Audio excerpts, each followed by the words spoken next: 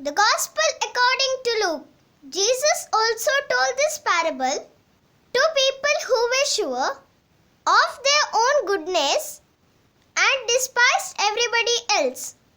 Once there were two men who went up to the temple to pray.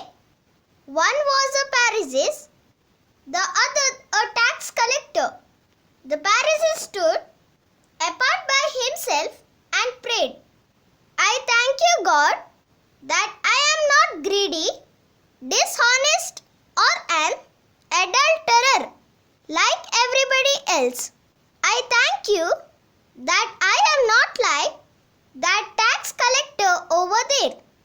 I fast 2 days a week and I give you a tenth of all my income." But the tax collector stood at a distance and would not even raise his face to heaven, but beat on his breast and said, "God, have pity on me, a sinner."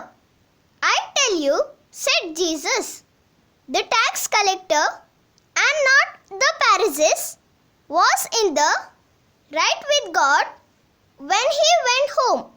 For all who make themselves great will be humbled, and all who humble themselves will be made great." The Gospel of the Lord. Praise to you, Lord Jesus Christ.